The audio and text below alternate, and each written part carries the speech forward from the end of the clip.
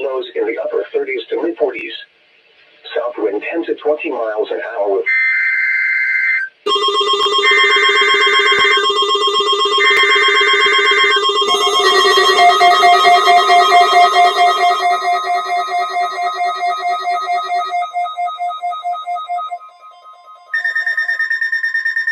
This is a test of the emergency alert system and NOAA weather radio's warning alarm.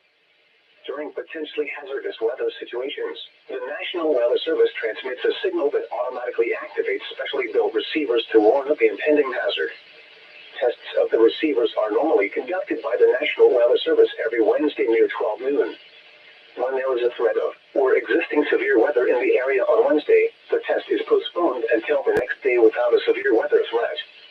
The following tones will conclude this test.